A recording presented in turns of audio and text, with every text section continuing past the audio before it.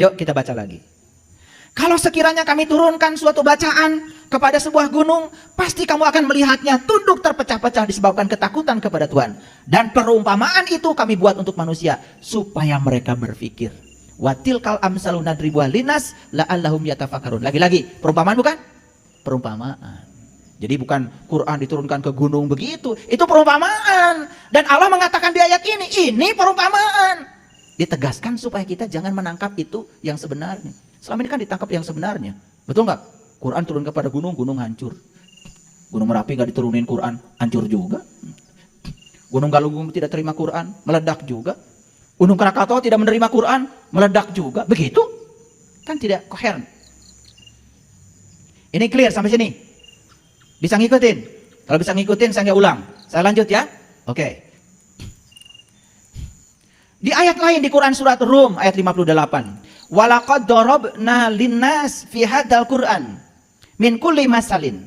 Dan sesungguhnya telah kami buat dalam Al-Qur'an ini segala macam perumpamaan. Coba, kita menangkapnya selama ini gimana? Perumpamaan itu dianggap yang sebenarnya. Tidak mengambil makna yang sebenarnya. Sedangkan Allah mengatakan walaqad darabna linnas fi hadzal Qur'an min kulli masalin. Dan sesungguhnya kami telah buat dalam Al-Qur'an ini segala macam perumpamaan untuk manusia. Dan sesungguhnya jika kamu membawa kepada mereka suatu tanda, pastilah orang-orang yang tertutup akan mengatakan kamu tidak lain hanyalah orang-orang yang membuat kepalsuan belaka. Dan kalau ini tanda ini yang sebenarnya, ini saya kasih tahu. Kalau diceritakan perumpamaan mereka senang. Tapi kalau diceritakan yang sebenarnya, malah mereka mengatakan, wah ini tidak lain hanyalah membuat kepalsuan. Jadi sekarang ini lucu ya manusia. Kalau dikasih yang perumpamaan, mau. Dikasih yang sebenarnya, gak mau. Coba, hari ini selesai pengajian. Seumpama saya punya uang 10 triliun. Saya gak segan-segan, saya bagikan semua. Gak apa-apa, saya gak kebagian juga. Senang? Hanya yang gak waras yang senang. Pasti kalian nanya, kok dibagikan semua? Kalau saya gimana? Saya bikin umpama lagi, lebih besar lagi. Buat saya 100 triliun. Gampang kok. Giliran uang dikasih perumpamaan, kalian menolak.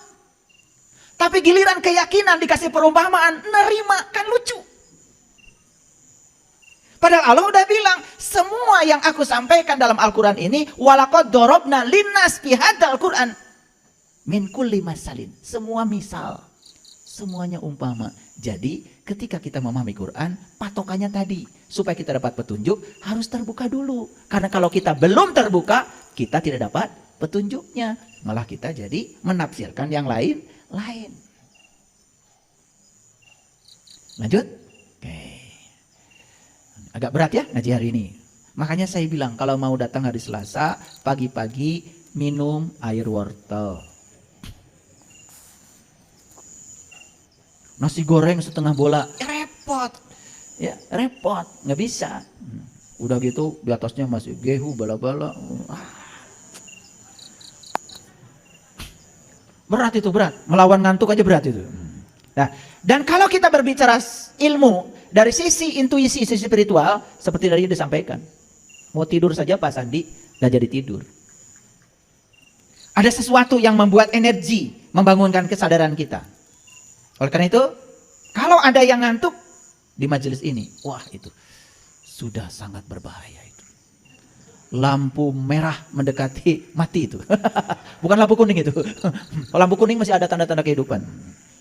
Mari kita lihat lanjutannya. Ini Al-Kahfi surat ke-18 ayat 54. Walaqad syarabna fi hadzal Qur'an linnas min kulli masalin. Ulangan yang tadi lagi. Dan sesungguhnya kami telah mengulang-ulang bagi manusia dalam Al-Qur'an ini bermacam-macam perumpamaan. Kemudian wakanal insan aksaru syai'in jadala. Dan manusia adalah makhluk yang paling banyak membantah. Jadala, jidal itu berdebat. Makanya lucu kadang-kadang ya, keyakinan diperdebatkan. Jadi kan benar salah, betul nggak? Yang ini bawa dalil sebanyak-banyaknya, yang ini nggak punya dalil. Seakan-akan yang dalilnya banyak benar. Padahal belum mengalami, cuman kalah aja dalam debat. Jadalah itu jidal itu debat. Jadi lucu. Keyakinan itu jangan diperdebatkan. Cari cara supaya kamu yakin. Kumaha carana? Bukan berdebat. Berdebat itu omong kosong. Makanya semua perdebatan tentang keyakinan ujung-ujungnya benar salah dan mengeraskan hati. Betul? Yang merasa ilmunya banyak merasa menang, yang tidak punya ilmunya merasa kalah. Begitu agama? Tidak. Saya sudah bilang kemarin, kebenaran itu tidak rumit. Kebenaran itu sederhana. Yang rumit pasti bukan kebenaran. Ada yang tanya sama saya, orang yang mati itu sekarang ada di mana, Pak? Apanya? Jiwanya di mana? Ya di sini. Wah. Lo kan waktu mati dia menghembuskan napas terakhir kemana? Kan ke sini. Terus jawaban saya gimana? Oh iya ya Pak ya, sesederhana itu. Iya, terus kenapa? Karena otaknya udah ruwet. Betul nggak? Iya, saya ditanya, Pak, kalau orang yang sudah meninggal di mana sekarang? Ya di sini. Loh, kenapa? Lo waktu menghembuskan napas terakhir kemana? Kan napas itu diambil dari sini. Masuk. Keluar kemana? Ke sini. Nah, orang mati itu kan menghembuskan napas terakhir. Napasnya ke sini, nggak balik lagi. Gitu aja kok sederhana. Di mana? Ya di sini. Terus jawaban saya harus gimana tuh? Lalu saya bilang, sok atuh bantuan saya, kudu kumaha. Saya nggak jawab. Nah. Lalu saya jelaskan. Ini akan tetap ada dan abadi. Semua benda-benda yang ada di sini datang dan pergi. Betul apa tidak? Bumi nanti akan pergi, tapi ini tetap. Matahari akan habis, ini tetap. Kemanapun kalian pergi, kan kalian akan tinggal di sini. Kartos itu. Gitu. Kebenaran yang begitu sederhana menjadi ruwet. Betul nggak? Saya juga bingung. Banyak yang belajar sama saya dikasih yang sederhana nolak, dikasih yang susah lari. Hayang kumaha hari sieta. Sesungguhnya kami telah mengulang-ulang dalam Quran ini bermacam-macam perumpamaan. Dan manusia adalah makhluk yang paling banyak berdebat. Itu maksudnya sebetulnya ayat ini. Ini yang dipakai bahasanya aksaro. Aksaro itu bukan sedikit loh. Kasiro itu di atas 75%. Kasiro kebalikan dari kata kolil. Kalau kolil itu sedikit sekali. Kalau kasiro banyak sekali. Kebanyakan manusia sukanya berdebat. Ya kalian kan model-modelnya begitu. Bikin seminar, debat. Debat spiritual, tong datang. Ujung-ujungnya menang-menangan, kalah-kalahan, betul nggak? Bahasa abrok itu dalil. Buat apa? 1 ton kata-kata tidak ada artinya dibanding 1 ons pengalaman. Begitu kata Mahatma Gandhi. Mendingan saos tapi ngalaman daripada 1 ton tapi hanya kata-kata. Buat apa? Masih ingat penjelasannya kemarin? Masih ingat? Sebanyak apapun kata-kata dan pernyataan tidak akan pernah bisa menggambarkan kenyataan yang sebenarnya. Masih ingat? Ya? Ini apa? Apa HP? Alat komunikasi yang dibawa kemana-mana, ya, tanpa kabel. Cukup? Nggak cukup. Karena tambahannya masih banyak. Alat komunikasi yang dibawa kemana-mana, di dalamnya ada sejumlah aplikasi yang dibuat dari semikonduktor. Tambahannya kan? Cukup? Belum cukup. Apa ini? Alat komunikasi ya, yang terbuat dari semikonduktor, ya, yang di dalamnya ya, ada elektron valensi yang bisa berpindah dari pita konduksi ke pita valensi. Tambah pusing? Sok, siapa yang mau mendefinisikan HP ini? Nggak bisa. Kenyataan ini tidak bisa dibuat menjadi pernyataan. Begitu dibuat pernyataan, pernyataan semakin menjauhkan dari kenyataan. Yang benar apa?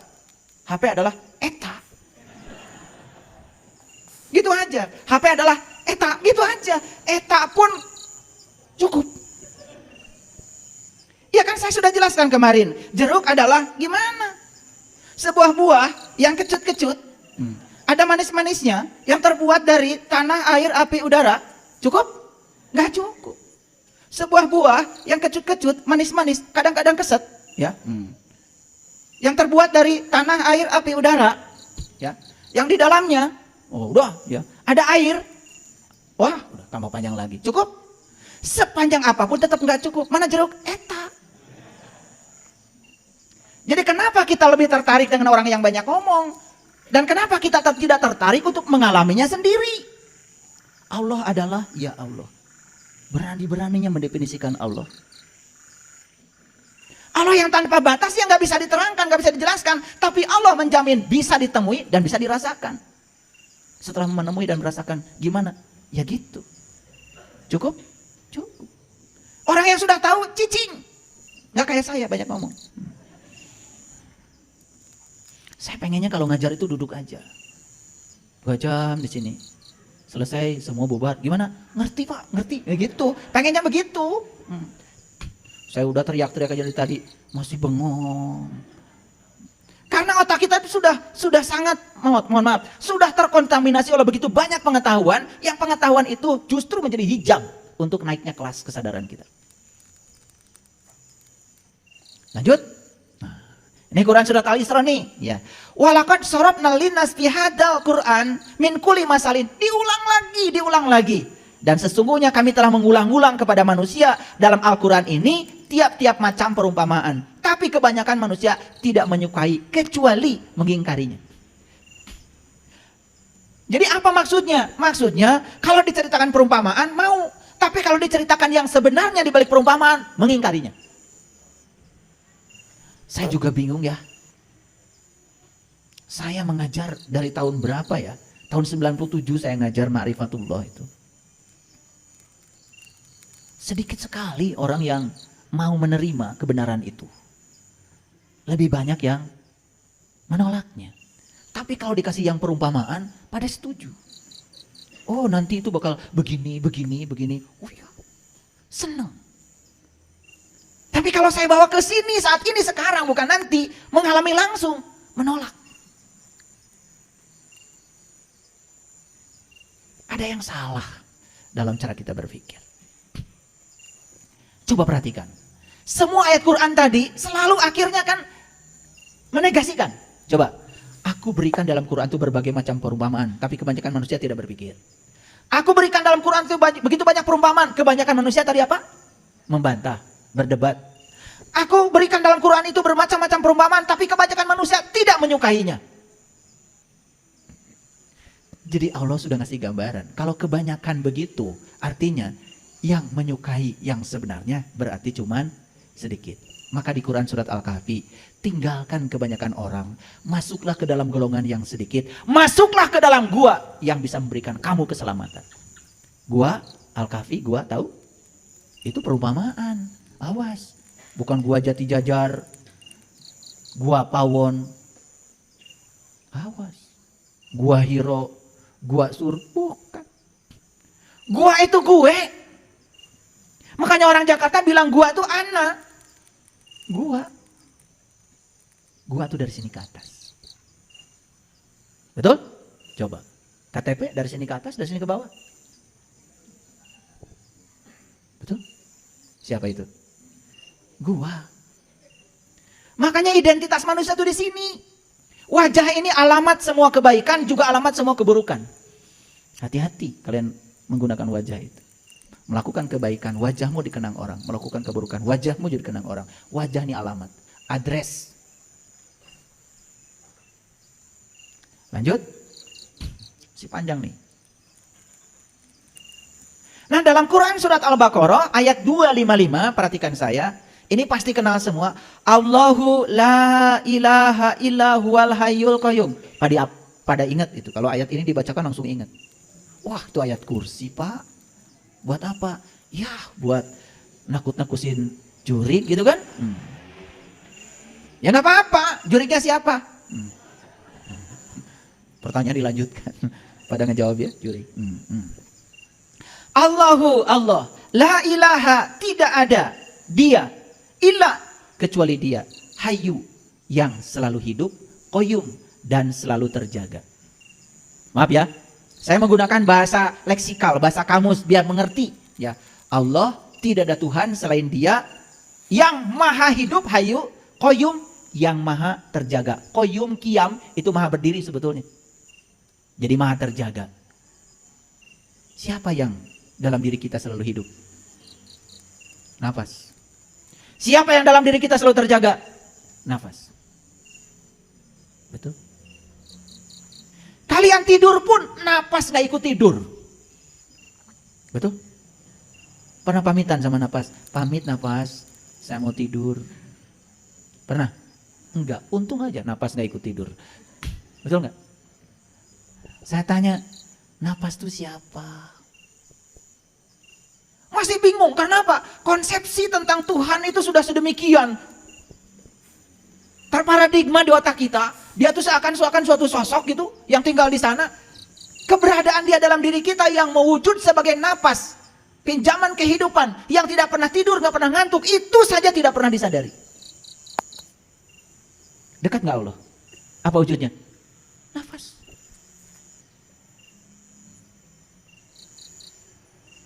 Orang melakukan kebaikan bernapas, orang melakukan keburukan bernafas. Allah ngikutin saja karena beliau itu adalah Rob, fasilitator. Terserah kamu. Karena dibalik semua pilihan ada risikonya. Saya kasih tahu ya. Apa risiko yang paling besar dalam hidup ini? Apa? Apa? Silakan acungkan tangan. Apa risiko yang paling besar dalam hidup ini? Apa? Tertutup.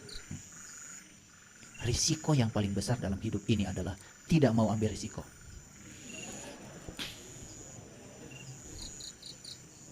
Betul nggak? Kalian tuh kalau ditanya, muter jawaban kemana-mana. Risiko yang paling besar dalam hidup ini adalah tidak mau ambil risiko. Itu risiko yang paling besar. Dan semua orang yang tidak ambil risiko, pasti nggak berbuat apa-apa, bukan? Mau dagang takut rugi. Betul? Mau belajar takut pinter. Betul nggak? Iya. Mau bisnis takut kaya. Betul apa tidak? Iya. Mau ngaji takut sesat. Belum ngerti udah menilai orang. Ya. Semua orang yang tidak mau mengambil risiko apapun, hidupnya tidak akan mengalami kemajuan. Dan semua orang-orang hebat di semesta ini adalah orang-orang yang berani mengambil risiko dari sebuah pilihan hidupnya. Jadi kalau saya tanya, apa risiko yang paling besar dalam hidup? Tidak mau ambil risiko. Itu aja susah. Tertutup lagi jawabannya. Kalau jawaban itu yang tuntas.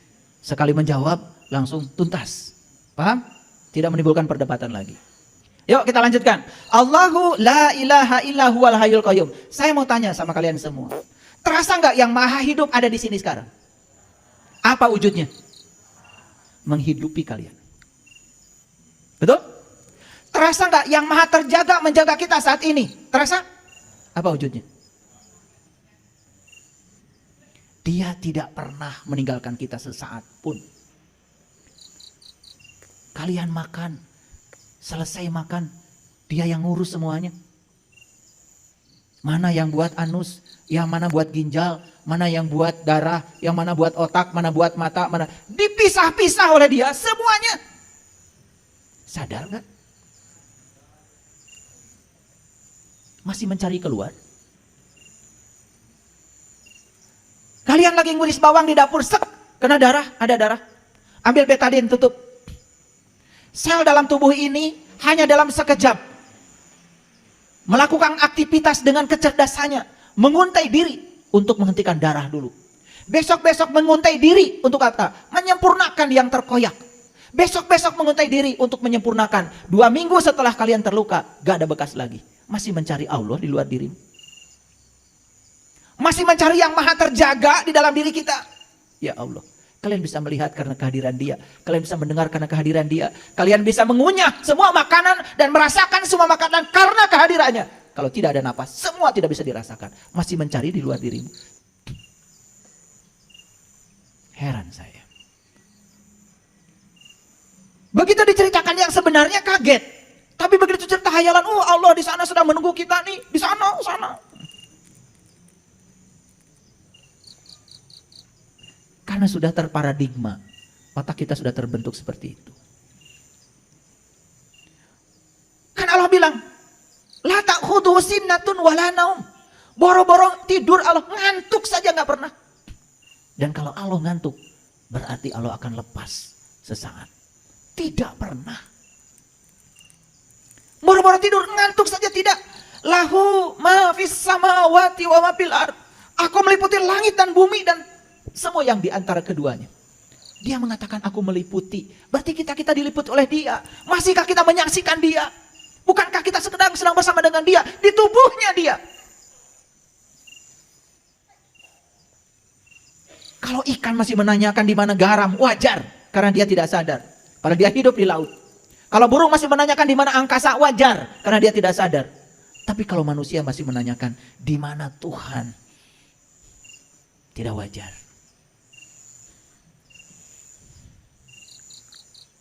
Man zalladzi yashfa'u indahu illa biizni ya'lamu ma baina aydihim wa ma khalfahum wa la yuhituna bi syai'in min ilmihi illa bima syaa. Wasi'a kursiyyuhus samawati wal ard. Kursi. Apa kursi? Kursi itu siloka dari kekuasaan. Wasi'a kursiyyuhus samawati wal, kekuasaannya meliputi langit dan bumi. Itulah hebatnya yang Maha Kuasa. Semakin dia berkuasa, semakin dekat dengan yang dikuasainya. Terasa nggak kuasanya Allah pada diri kita? Kalian sekarang bisa menggerakkan tangan, kuasa siapa? Kalian bisa membuka kacamata, kuasa siapa? Kalian bisa memasakkan kancing, masuk ke lubang kancing, kuasa siapa?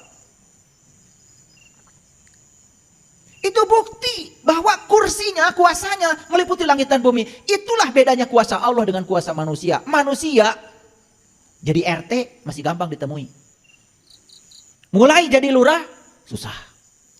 Jadi camat, tambah susah. Jadi bupati, tambah susah. Jadi gubernur, oh tambah susah. Makin banyak ringnya. Hesek pangijeng setan. Makin tinggi jabatan manusia, makin jauh dari yang dikuasainya. Beda dengan Allah, makin maha kuasa. Justru kemahakuasaan Allah, Allah semakin dekat dengan yang dikuasainya. Betul?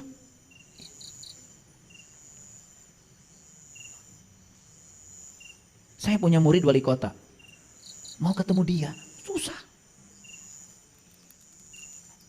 Harus lewat ajudan. Lucunya ajudannya lebih wali kota daripada wali kota.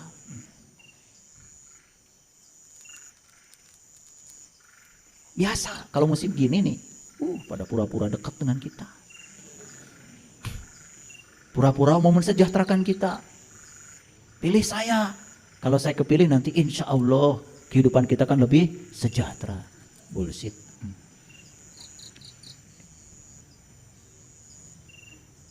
Ya saya bukan sedang menceritakan siapa-siapa. Saya cuma menceritakan bedanya kekuasaan Allah dengan kekuasaan manusia. Allah tuh makin berkuasa malah makin dekat dengan yang dikuasai. Manusia makin berkuasa makin jauh dari yang dikuasainya. Kenapa? Itulah keterbatasan manusia. Kekuasaan manusia itu 5 tahun. Paling juga 10 tahun.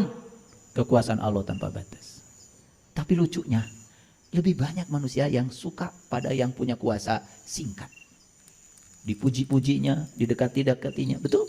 Subhanallah. Kenapa kita tidak mencari yang abadi? Kenapa? Gantungkan diri kita kepadanya. Jangan gantungkan pada siapapun. Apalagi yang punya kekuasaan sesaat. Damai. Kita tidak terjebak dukung-mendukung. Mau memilih saja, namanya pesta demokrasi. Tapi tidak konyol dukung-mendukung.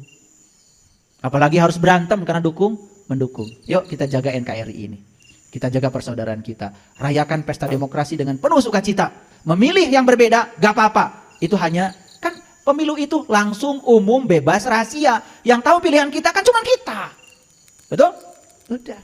Tetap bersaudara ya. Itu. Jangan korbankan persaudaraan kita untuk sesuatu yang sesat.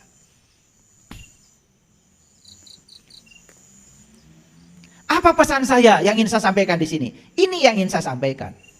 Ini yang ingin saya sampaikan. Di Quran surat lanjutannya, yaitu Quran surat 2 ayat 256, Allah mengatakan, La ikraha fiddin. Tidak ada paksaan dalam agama. Agama urusan keyakinan. Keyakinan urusan percaya atau tidak percaya, tidak boleh dipaksa. Berarti gimana caranya supaya percaya dan tidak percaya kita teka paksa? Betul? Itulah pentingnya kita kembali mengikuti cara beragamanya para nabi, para rasul. Nabi Muhammad, ya, kan sebelum beliau sholat, beliau Isra Mi'raj dulu. Betul? Beliau mencari dulu siapa Tuhanku. Beliau mencari dulu siapa yang harus aku sembah. Setelah kenal, ketemu, baru beliau sholat. Terpaksa enggak? Enggak, sholatnya itu karena cinta. Karena sudah tahu dan kenal. Nah kita ini kan sholat jadinya kewajiban. Dilaksanakan dapat pahala, ditinggalkan dapat siksa. Jadi transaksional. Seakan-akan itu benar. Padahal kita tuh sebetulnya nggak mau sholat. Kali aja dapat surga. Sebetulnya nggak mau sholat, cuma takut disiksa dalam neraka. Konsepnya sudah berbeda. Nabi Ibrahim kan tidak sholat dulu. Beliau mencari dulu siapa Tuhanku. Nanti saya tunjukkan ayatnya. Oke, clear sampai sini? Nah, jadi itu metodenya yang harus kita ikuti. Makanya kata Nabi Muhammad, Qul in kuntum tuhibunallah fattabi'uni. Itu diabadikan dalam Quran kata-kata itu. Jika kamu ingin mendapatkan cintanya Allah, ikuti aku. Yuhibbukumullah, pasti Allah akan mencintaimu. Jadi Allah jadi kekasih, bukan mitra dagang kita. Paham? Banyak masalah, tahajud, tambah banyak masalahnya. Ya mau tahajud, tahajud saja. Kalau orang yang sudah cinta pada Allah, ada masalah, nggak ada masalah. Jamnya malam, tahajud, ya tahajud saja. Seperti Allah mencintai dia, tanpa syarat. Paham? Itu namanya ikhlas. Lanjut dulu. Tidak ada paksaan dalam agama. Sesungguhnya telah jelas petunjuk daripada kesesatan. Mana petunjuk, mana bukan petunjuk. Sudah jelas kata Allah. Asal kita ngikutin caranya beragama para nabi, para rasul. Ikuti mereka.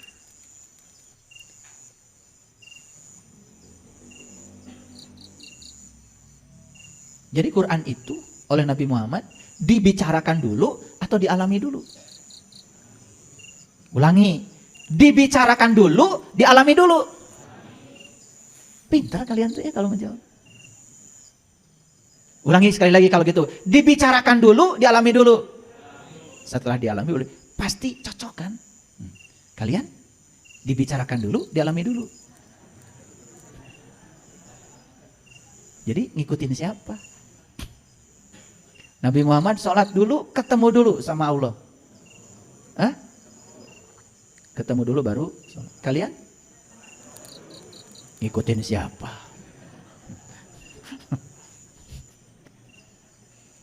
Sadar nggak ini teh? Bisa tertawa ya? Mentertawakan siapa? Selama ini mentertawakan siapa? Orang lain sok.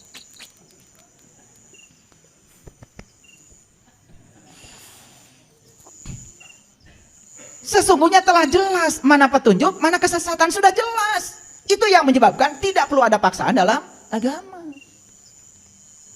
Maka barang siapa yang tertutup kepada togut dan beriman kepada Allah, ini syaratnya. Supaya kita tidak salah dalam menangkap perumpamaan, kita harus tertutup terhadap togut dan beriman kepada Allah. Tahu togut? Togut, Nabi Ibrahim kan terkenal ngampakin semua patung-patung. Itu siloka. Siloka. Perumpamaan. Apa patung? Patung itu sesuatu yang tidak berubah. Paham? Patung yang dibuat oleh ahli seni gak bahaya, gak bahaya. Pernah ada yang ditonjok patung? Difitnah patung? Dihina patung?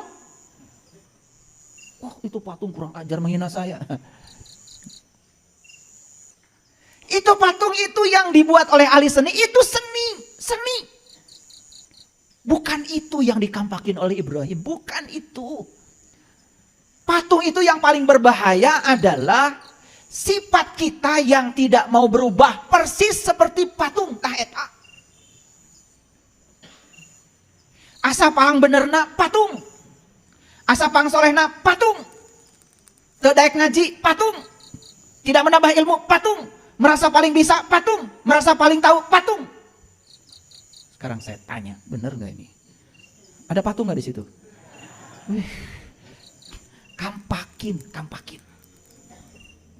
Itu cuman kita menangkapnya patung ya patung. Jadi aja kita juga ngikut-ngikut. Ada patung, marah, jebret cek patung teh. Naon salah kuring. Gelo sih ya, gitu cek patung. Untung patung tuh bisa ngomong. Patung dikampakin, kata patung, apa salah gue? Nunyian gesia. Ngerti maksud saya? Saya pengen nyubit sama kalian itu. Bukan itu. Sifatmu yang tidak mau berubah, merasa paling benar, merasa paling soleh, di zona nyaman. Eta rezeki, geus puguh teu mahi. Kudu mahi. Usaha tambahan deui. Karunya atuh bojo di bumi teh. Mere saeutik kudu mahi sabulan. Meuli kalender mahi satahun. Pas sehat teh ku sabab saeutik. Kitanya kayak patung, ya nggak mau merubah nasib. Geus gawe kitu teh, kitu we, geus puguh teu mahi. Ngerti nggak? Saya kadang-kadang lucu ya. Saya kadang-kadang ngobrol ya dengan teman-teman yang sama-sama PNS dengan saya. Setiap ngomong tuh, kan PNS gajinya sedikit pak. Atau nah mana yang maka jadi PNS? Titah saha. Betul nggak? Geus saeutik teh diomongkeun we terus. Keluar. Jadi pengusaha. Kalau kita kerja di orang itu, satu kuncinya kita menyiapkan masa depan orang. Tapi kalau kerja sendiri menyiapkan masa depan kita, itu yang benar. Geus puguh saeutik kudu mahi. Di amplopan ge tetep teu mahi. Ieu keur listrik, ieu keur ieu. Giliran budak mah hoyong jajan, eueuh amplopna ge. Pas saya teh saeutik. Oleh karena itu kita harus berubah. Nah sifat yang tidak mau berubah itu patung. Ngerti? Itu berhala yang sebenarnya. Itu kelihatan sekarang ada pada dirimu. Kampakin toh. Kok mau paling gede nama? Kampakin. Paham maksud saya? Nah perhatikan saya. Sudah jelas mana petunjuk, mana kesesatan. Karena itu barang siapa yang tertutup kepada togut dan beriman kepada Allah, maka sesungguhnya ia telah berpegang kepada tali yang amat kuat, yang tidak akan putus, dan Allah maha mendengar lagi maha mengetahui. Masih ingat tali kemarin? Masih ingat? Atau masih lupa? Baru minggu kemarin saya cerita tali Allah. Masih ingat apa tali Allah? Apa?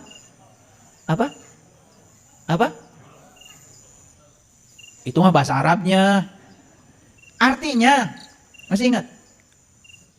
Aduh kumaha ieu naos. Wa tasimu bihablillahi jami'a wa la tafarraqu wazkuru nikmatallah alaikum. Jadi tali Allah apa? Nikmat. Tali Allah yang sebenar itu nikmat. Nikmat apa? Nikmat bersama Allah. Kalau yang sudah merasakan nikmat bersama Allah, sudah tahu dan kenal kepada Allah, berarti dia sudah tahu tali Allah. Itu habl. Kalau orang yang sudah tahu tali Allah itu sudah merasakan, tidak mungkin centang perenang. Tidak mungkin saling menyakiti, tidak mungkin. Karena apa? Dia sadar kalau Allah itu adalah dia yang sama, yang berada di tubuh yang berbeda. Makanya ayat ini ngulang lagi. Di ayat ini dikatakan, maka sesungguhnya ya, ia telah berpegang teguh kepada tali Allah yang amat kuat, yang tidak akan putus. Jadi ketika seseorang itu sudah sampai pada tali Allah, nikmat bersama Allah, maka bagi dia agama itu bukan lagi paksaan. Sholat itu karena cinta, tahajud itu karena cinta, duha karena cinta, bukan lagi karena ingin dapat pahala, kemudian takut neraka, bukan itu lagi. Kita tidak akan kembali ke surga. Kita akan kembali ke Allah. Kan Allah bilang, inna lillahi wa inna ilaihi rajiun. Asal dari Allah kembali kepada Allah. Surga itu bukan tempat. Surga itu adalah kenikmatan ketika kita sudah kembali kepada Allah. Kalau kita sudah balik kepada Allah sekarang, bersama Allah, ketemu tali Allah, surga itu. Paham ya? Selama ini surga dipahami sebagai suatu tempat. Surga dipahami secara geografis, bukan dipahami secara psikologis. Surga itu psikologis, bukan geografis. Begitu kita hari ini merasakan kehadiran Allah setiap ruang dan waktu, kita bisa mengingatnya dia setiap ruang dan waktu. Itulah surga. Suwarga loka. Lokanya di mana? Di sini. Su apa? Su itu keabadian. Warga apa? Kumpulan. Yang abadi sudah berkumpul di sini. Ini tempat ngumpulnya segala keabadian. Rasakan di sini saat ini sekarang. Ketemu tuh. Jadi itu psikologis. Dan selama ini digambarkan secara geografis. Lanjut? Oke. Jadi tingkatan yakin itu menurut ilmu tasawuf, ini tasawuf. Nah sekali lagi, tasawuf itu sudah akademis. Ini ilmu yang datang setelah zamannya Rasulullah. Di zaman Rasulullah nggak ada ilmu tasawuf, yang ada itu adalah ilmu ma'rifat. Rasulullah yang mengatakan awaludin ma'rifatullahi ta'ala wa rasulih. Nah tasawuf itu kemudian setelah ilmu ma'rifat digabungkan dengan ilmu filsafat, maka secara akademik keluar namanya ilmu tasawuf. Nah di kuliah ada ilmu tasawuf. Nah namanya ilmu buatan manusia, dikreasi oleh manusia. Ya supaya kelihatan ilmunya kan ada 4 tingkatan yakin. Nah, kelihatan kan kuliahnya? Nah, nanti mahasiswa sebutkan 4 tingkatan yakin. 1 ilmu yakin, 2 ainul yakin, 3 hakul yakin, 4 isbatul yakin. Langsung A. Begitu ditanya mahasiswa, apa artinya? Teing. Nah yakin itu, percaya itu ada 4 tingkatan. Menurut ilmu ini ya. Yang pertama ilmu yakin. Yang kedua ainul yakin. Yang ketiga hakul yakin. Yang keempat isbatul yakin. Kata isbat ini ada di Quran surat An-Nisa ayat 66. Catat itu. An-Nisa ayat 66 bagian akhir itu mengatakan wa asyadda tasbita isbat isbat isbat. Isbat. Oke tadi saya cerita. Ahad 1, Senin 2, Selasa 3, Rabu 4, Kamis 5, giliran Jumat enggak 6. Jumat jamaah menyatu. Sabtu itu dari isbat. Isbat. Sabtu itu teguh sebetulnya. Barang siapa sudah jamaah, jamaah itu sudah ngumpul merasakan kehadiran Allah, ya isbat, teguh. Jadi isbat itu artinya teguh. Makanya iman yang paling tinggi namanya isbatul yakin. Yakin yang paling teguh. Nah supaya tidak susah, kalau didefinisikan nanti jadi keliru, saya kasih gambaran begini. Ada berita, katanya ada kecelakaan di tol Cipularang. Berita itu sampai kepada kita. Ketika berita sampai kepada kita, itu namanya ilmu yakin. Paham ya? Setelah dapat berita itu, kemudian kita baca koran. Ada gambarnya. Oh betul, yang dibicarakan tadi itu. Ini ada gambarnya nih. Bis tabrakan dengan truk nih. 5 orang meninggal. Itu ainul yakin. Paham ya? Nah, pada saat kecelakaan itu terjadi,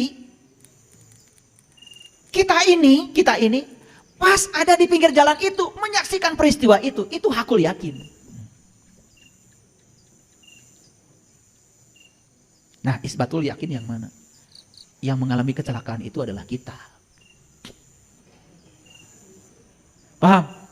Udah gak bisa diragukan lagi. Ayo kecelakaan cenah tuh di jalan tol, urang. Isbatul yakin itu.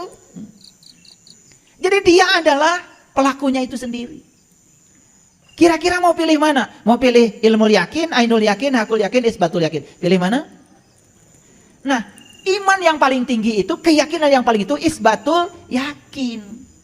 Isbatul yakin itu kita sendiri yang merasakan langsung. Kita pelakunya, learning to be. Kita yang menjadi. Jadi kita nggak cerita Musa, nggak cerita Ibrahim, nggak cerita Ismail, nggak cerita Yunus, tapi kita menjadi. Itu. Ayo sekarang kita koreksi. Kita belajar selama ini cerita atau menjadi? Cerita atau menjadi? Kalau cerita dapat apa? Jadi cerita kalian pintar dongeng. Oh dulu Nabi Musa itu pernah minta melihat Tuhan loh. Terus gimana?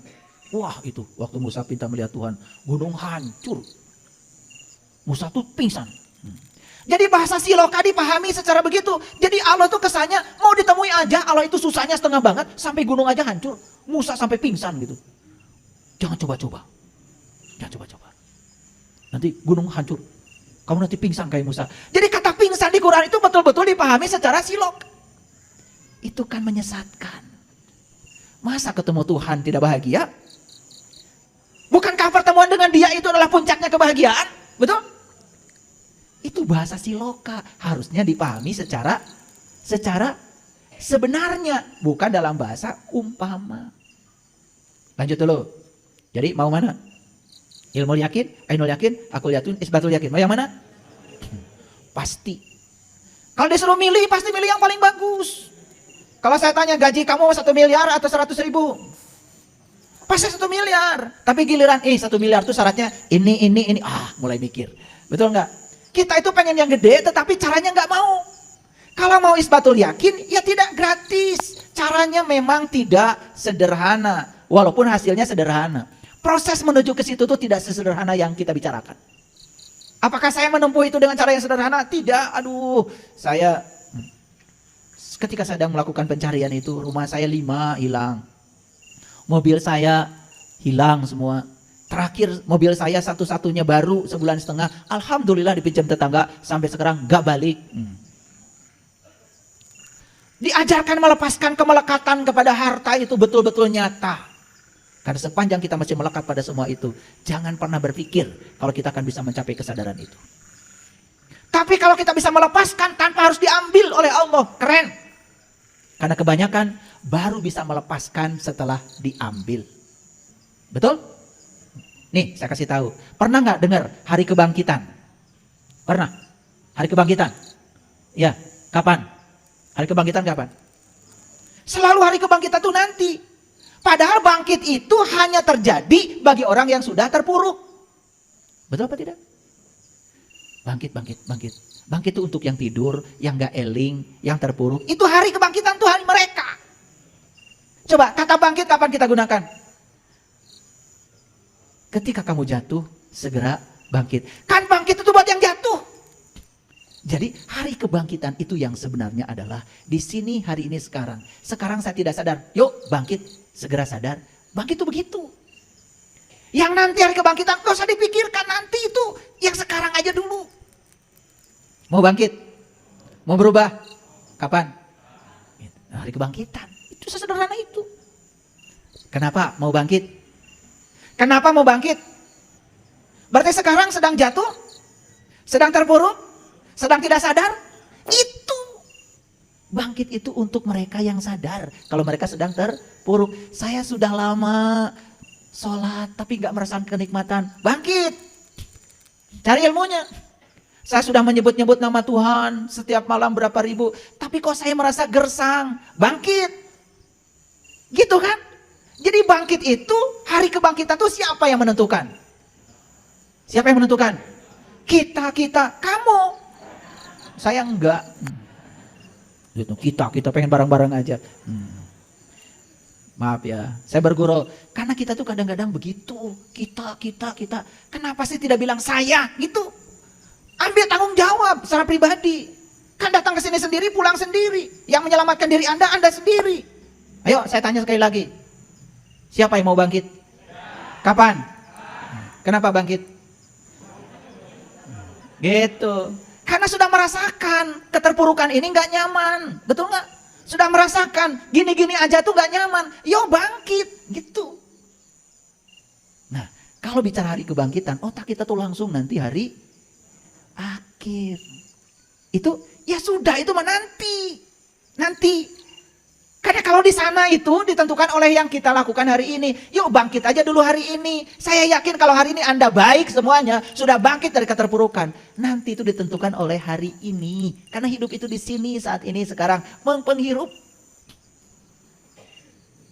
Sederhana. Oke. Yuk sekarang kita lanjutkan ayatnya. Ini Al-Hijr nih, surat 15 ayat 90. Wa'bud rabbaka hatta ya'tiyakal yakin. Sembahlah Tuhanmu sampai datang kepadamu keyakinan. Para nabi, para rasul itu menyembah Tuhan itu sampai beliau-beliau itu sudah yakin pada yang disembahnya. Makanya imannya beliau-beliau itu adalah iman yang isbatul yakin. Gak ada keraguan lagi. Para sahabat itu imannya isbatul yakin. Makanya omongannya kan keren. Hasbi Allah, hasbi Allah. Cukuplah Allah, cukuplah Allah. Sakit, cukuplah Allah. Terpuruk, cukuplah Allah. Gak lama. Gak lama. Nih yang sakit-sakit ya. Jangan pernah bilang sakit itu dari Allah. Tapi kalau yang menyembuhkan Allah, yes. Begitu kita punya keyakinan sakit dari Allah, itu sudah menuduh Allah. Sakit itu dari dirimu sendiri. Dari jiwamu, dari mentalmu, dari energimu yang tidak rapih mengalir di sini. Banyak sumbatan akibat berpikir negatif, akibat takut dengan masa depan, akibat selalu pikirannya dibawa ke masa lalu. Sakit jadinya. Tubuh kita tuh cuma dua, listrik dan kimia. Bereskan listrik tubuh kita, bereskan kimia tubuh kita, sehat. Saya jamin. Tubuh ini izinkan memproduksi hormon oksitoksin, serotonin, dopamin, endorfin, neurotransmitter di otak kita itu biarkan menghasilkan itu. Tubuh kita akan sehat. Makanya para sahabat, sholat itu kewajiban untuk mereka yang sudah balik. Tahu balik? Apa balik? Hah? Balik dewasa.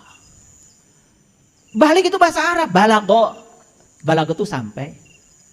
Sholat itu kewajiban bagi yang sudah sampai. Sampai apa? Nih, hatta ya tiakal yakin. Yang sudah sampai keyakinannya. Pernah dengar kata balago? Balago, balik. Balik itu sampai.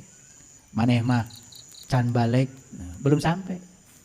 Makanya balik selalu dilambangkan dengan 7, betul? Nah, diukur 7 tahun. Diukur, balik. Gak sholat, gebukin. Wah, agama jadi menakutkan. Betul? Padahal tidak ada paksaan dalam agama. Apa harus dipaksa? Anak-anak kita harus yakin pada sesuatu yang dia tidak tahu. Apa harus dipaksa? Anak kita harus meyakini sesuatu yang dia belum merasakannya, belum membuktikannya. Adilkah kita sebagai orang tua memaksa mereka seperti itu? La ikraha fiddin, la ikraha fiddin. Lanjut. Nah, inilah ayat yang sering saya sampaikan. Silakan dibuka nanti di rumah, Quran surat Al-Baqarah ayat 55. Kita harus belajar nih dari umatnya Musa, namanya Bani Israel. Bani itu orang, Isra itu berjalan, El itu Tuhan. Jadi Bani Israel orang yang berjalan menuju Tuhan, siapapun itu. Cuman kita kan selalu tertuju, oh pikiran kita ini ke kelompok bangsa tertentu yang memberi namanya dengan nama ini. Padahal sebenarnya di Quran tuh Bani Israel itu netral. Bukan siapa-siapa. Orang yang berjalan menuju Tuhan, siapapun itu. Dan siapapun yang berjalan menuju Tuhan pasti akan dapat nikmat. Dan akan diunggulkan dari segala umat. Yuk kita baca ayat ini. Dan ingatlah ketika kamu berkata. Ini Musa berkata kepada kaumnya. Hai Musa, kami tidak akan beriman kepadamu sebelum kami melihat Allah dengan terang. Permintaan ini masuk akal?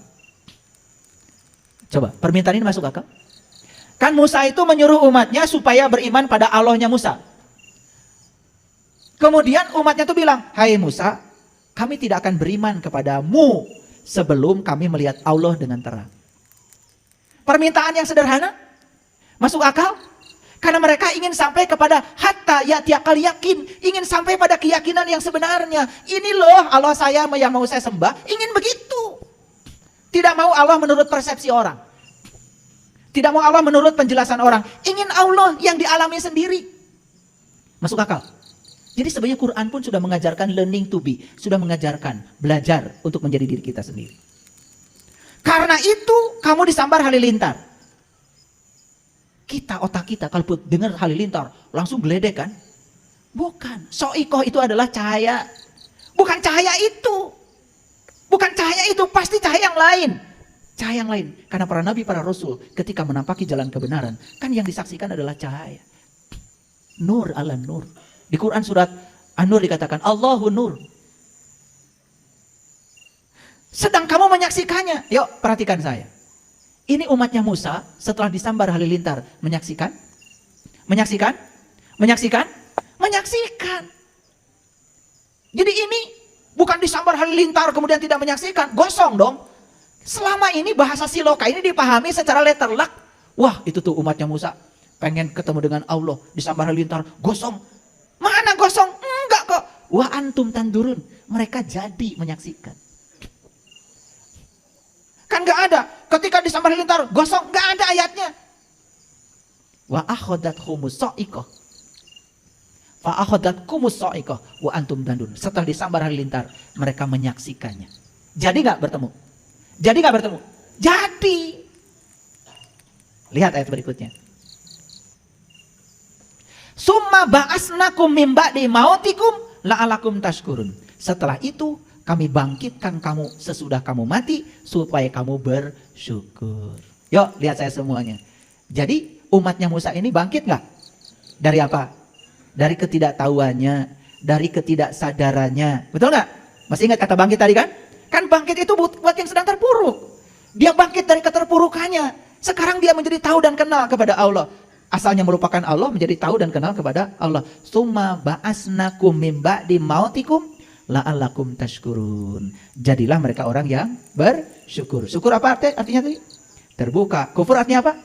Ya, jadinya terbuka. Nah, yang terakhir dari saya. Ini agak saintifik ya. Saya terpaksa menyampaikan 4 pilar pembelajaran UNESCO. Pernah dengar UNESCO? UNESCO itu suatu badan di PBB, singkatan dari United Nations Educational, Scientific, and Cultural Organization. Ngerti? Pusing. Udah UNESCO aja. Jadi UNESCO ini suatu badan di PBB yang ngurus pendidikan, sains, budaya. Jadi ini suatu organisasi PBB. Nah, UNESCO ini menelurkan 4 pilar pembelajaran. Yang pertama, belajar untuk mengetahui, learning to know. Kita kayaknya yang ini sudah. Betul? Oke. Belajar untuk berkarya, learning to do. Nah, ini sudah mulai langka. Betul? Karena kita kalau sudah tahu, ya udah cuma ngomong aja. Kadang-kadang tidak dipraktekkan. Baru saya dapat jus bagus buat kesehatan, langsung di-share ke orang. Lainnya jus. Siapa mah gitu. Begitu dapat dari orang, jus bagus untuk kesehatan. Bisa membuat umur awet muda. Langsung di-share. Kirim ke saya. Saya tanya, hari mana yang pengalaman? Acan dah kekara menang bil di WA. Tah eta. Itu kelemahan kita. Gampang nge-share. Atuh amalkeun heula kumaneh. Bisi mencret. Betul nggak? Langsung di-share ke batur. Betul nggak? Atau batur yang makan jus itu pada mencret. Begitu ditelepon, aha geningan jus lain awet ngora, kalau kami mencret. Da urang gak encan. Itu kebiasaan kita tuh begitu, ya. Apapun sebelum di-share ke orang, sudah. Cara hidup bahagia, praktikkan lah kumaneh, bahagia itu. Nah, gampang bisa nge-share. Beda loba pulsa. Ya. Yang ketiga, belajar hidup bersama, learning to live together. Ya saya semuanya. Belajar untuk tahu, belajar berkarya, ujungnya itu adalah belajar untuk hidup bersama. Karena kita ini tidak bisa hidup sendiri. Makanya ketika hidup bersama, kita akan berkolaborasi, akan berkomunikasi. Itu ciri manusia abad modern sekarang. Nah yang keempat, belajar berkembang secara utuh. Namanya learning to be. Learning to be itu belajar berkembang secara utuh. Jadi kalau kita ingin berkembang secara utuh, learning to be. Be artinya adalah menjadi. Jadi kita harus menjadi Musa, menjadi Ibrahim, menjadi Yunus, menjadi Ismail, gitu. Belajar menjadi. Kalau menjadi, pasti kita akan sampai pada tingkatan isbatul yakin. Terjawab sekarang? Oh, ternyata percaya dan tidak percaya, dua-duanya tidak bisa dipaksa. Wajib ya percaya? Nggak bisa. Tetap aja percaya. Betul nggak? Karena percaya itu perlu syarat, perlu bukti. Terutama kita mengalami sendiri. Masih ingat yang tadi ya? Ada berita kecelakaan di tol Cipularang. Berita itu sampai di telinga kita. Namanya apa? Ilmul yakin. Oh kita baca di internet, baca di itu. Oh betul tuh ada fotonya. Itu ainul yakin. Saat kecelakaan terjadi kita ada di lokasi. Kita ada di TKP. Itu hakul yakin. Bahkan kita sendiri sebetulnya yang mengalami kecelakaan. Itu isbatul yakin. Jadi isbatul yakin itu mengantarkan kita untuk learning to be. Begitu kita learning to be, agama bukan paksaan lagi. Makanya melakukan aktivitas agama dasarnya cuma satu, cinta, bukan karena kewajiban. Terima kasih.